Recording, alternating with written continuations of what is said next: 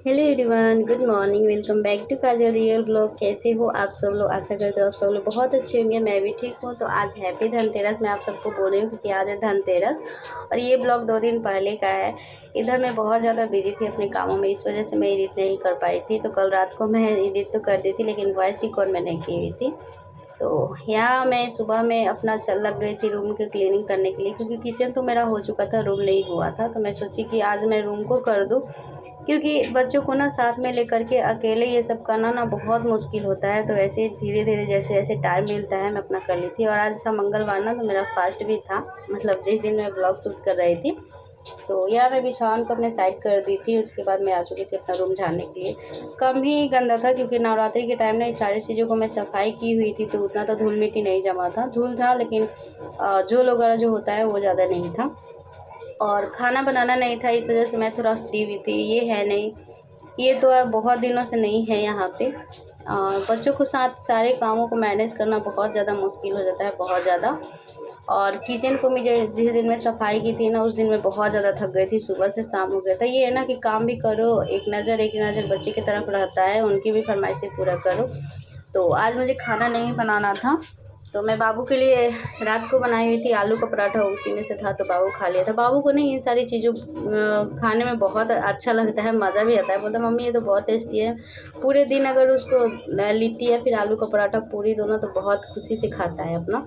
रोटी उतना खाने को नहीं सोचता है। और मैं यहाँ आ गई थी ना पंखे साफ़ करने के लिए। पहले ना मैं झाड़ू से साफ़ कर रही थी लेकिन मैंने नहीं हो पा रहा था। इसका जो पंखी होता ना चारों तरफ घूम जाता था। और मैं खुद से कोशिश कर रही थी कि बेड पे से ही चल के मैं कर लूँ, लेकिन मैं नहीं पहुँच पा रही थी क्योंकि ज़्यादा ऊंचा था पंखा। तो मैं चेयर लगा ली थी, लगा कर पंखे को अच्छे से क्लीन की थी। पता है पहले ना पंखा से हवा नहीं आ रहा था, तो मुझे लगा ना कि कंडीशन चेंज करना पड़ेगा, क्या बोलते हैं। तो लेकिन जब मैं ना अच्छे से पंखा का सफाई की ना, उसके बाद पंखा बहुत तेज़ चलने लगा था। सही कहता है लोग, जब सिर पे ज़्यादा बोझ पड़ जाता है ना तो काम करना बहुत मुश्किल हो जाता है। वही हाल पंखे का भी है, इसके ऊपर भी गंदा धूल मिट्टी जम गया था ना, तो हवा कम दे रहा था। और यहाँ देखिए सारे सामान को मैं बाहर निकाल चुकी थी। एक एक सामान को निकालने में ना बहुत ज़्यादा टाइम लग गया था मुझे। और यहाँ मैं ना टीवी में गाना लगा ली थी। गाना सुनते सुनते कैसे काम निकल कर लो ना, टाइम निकल जाता है, कुछ पता नहीं चलता है। अभी तो छठ पूजा के भजन में मैं इतना मगन हो गई हूँ, इतना मगन कि ऐसा लगता है सुबह से उठूँ ना, अगर छठ पूजा का भजन नहीं लगाऊँ, गाना नहीं लगाऊँ, तो लगता है कि कुछ खो गया है।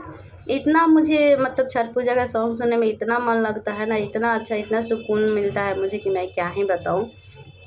और ना मैं कूलर का पानी भी निकाल रही थी, सोची ना कि साथ ही साथ मैं कूलर को भी साफ़ करके और रख दूँ, क्योंकि अभी तो कूलर की कोई ज़रूरत नहीं है, मौसम थोड़ा ठंडा हो गया है, तो पंखा से ही काम चल जा रहा है। और मेरा कूलर ना बहुत ज़्यादा गंदा हो गया था, आप सब देख सकते हो। कहते हैं ना घर के संभालने के लिए घर को औरत बहुत ज़्यादा ज़रूरी होती है। औरत जहाँ है वहीं ही घर और स्वच्छ है, सुरक्षित है और सफाई भी है। तो मैं चली गई थी ना 3 महीने के लिए गाँव, शादी था। तो इस वजह से कूलर पति देव जी ऐसे रखे हुए थे कि इतना ना पता नहीं कैसे ही इतना गंदा लग गया कि छुड़ा रही थी तो छूटा ही नहीं। और मैं यहाँ छज्जे का सामान उतार रही थी, एक एक सामान। पता है मैं पहले सोच रही थी ना कि बहुत ही ज़्यादा डिफ़िकल्ट है, मेरे से नहीं हो पाएगा, मैं कैसे करूँगी इन सारी चीज़ों को मैनेज। लेकिन सोची कि नहीं चलो जब कोशिश करके देखती हूँ, क्योंकि पैरों से ना मेरा उतना वो नहीं होता है, ज़्यादा ऊपर चढ़ उतर नहीं होता है। तो कोई नहीं, मैं थोड़ा कोशिश की लेकिन मेरे से हो गया। और टाइम तो बहुत हो गया था, काम करते करते 3 बज चुका था।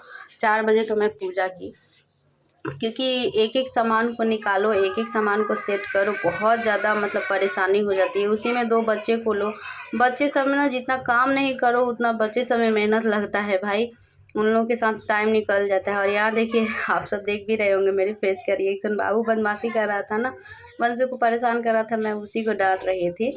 और छाजा जो मैं झाड़ ली थी लेकिन मैं धोई नहीं थी, उतना मेरे से नहीं हो पाया। और मैं सामान सोची कि हाथों हाथ में बैग वगैरह जो है नीचे उसको रख दूँ, नहीं तो और नीचे को भी सफाई करना रहता है ना, तो सामान हट नीचे रहता है तो नहीं, सफाई अच्छे से नहीं हो पाता है। इस तरफ मैं आई हुई थी ना, तो अंदर छोटा छोटा सा सामान जो कुछ भी होता है ना बाबू ऊपर फेंक देता है, तो मेरे से नहीं हो पा रहा था, मैं नहीं पहुंच रही थी। तो वही मैं बाबू को बोल रही थी ना कि बाबू मैं तुमको ऊपर चढ़ा देती हूँ, तुम मेरे को सामान निकाल करके दे देना। सब वही बोला कि ठीक है मम्मी। उसको तो मज़ा आ रहा था, क्योंकि ये हो जाता है ना कि हम लोग भी बहुत ज़्यादा एक्साइटेड रहते थे, बहुत ज़्यादा। जब शादी के पहले जब दीपावली आता था ना, जब छज्जे वज्जे झाड़ना रहता था, तो छोटा छोटा सा संदूक रखा रहता था ना छाजा पे, तो सोचते थे लोग कि कैसे ये सब कुछ देख ले, कैसे इस पे से क्या निकलेगा क्या नहीं होगा। तो वही है, बच्चों का भी यही है। मैं वही अपनी फीलिंग्स को उस टाइम याद कर रही थी कि मैं भी ऐसे ही कर रही थी। वो भी उसको देखने में बहुत ज़्यादा मज़ा आ रहा था, बहुत ज़्यादा एक्साइटेड था कि मम्मी ये क्या है, मम्मी वो क्या है। छोटा छोटा सा सामान रखा हुआ था, तो मैं वही, लेकिन बेटा मेरा बहुत हेल्प किया, बहुत हेल्प किया।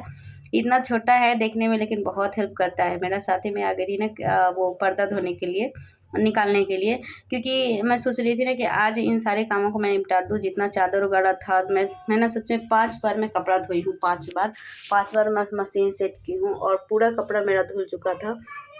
उसमें सारे कपड़े को सुखाओ, डालो, उठाओ, ये सब भी करना रहता था। सच में 4 बज गया था मुझे इन सारे कामों को ख़त्म करते करते। और फाइनली मेरा किचन साफ़ हो गया था। मैं थोड़ा थोड़ा सा अपना वीडियो क्लिप ली हुई थी, और मैं आ गई थी नारियल पानी पीने के लिए, क्योंकि बहुत ज़्यादा ना थकान हो रहा था मुझे, बहुत ज़्यादा। तो वही मैं सोची ना कि नारियल पानी मैं पी लूँ। तो यहाँ ना नारियल पानी, बहुत नारियल बड़ा था, इसमें से पानी बहुत ज़्यादा निकला था, बहुत ज़्यादा, मतलब 1 गिलास से थोड़ा सा कम था। नारियल पानी पीने के बाद ना सच में मेरे अंदर एनर्जी आ गया था।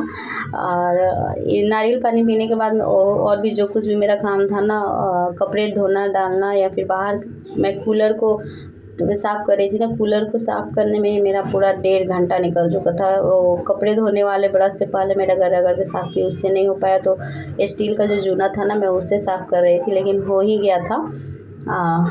थोड़ा बहुत गंदा लग रहा था, लेकिन हो गया था। उसके बाद मैं अपने सारे सामान को जो बाहर था ना, मैं अंदर ला के रखी हुई थी, और मेरा झाड़ू पोछा हो गया था।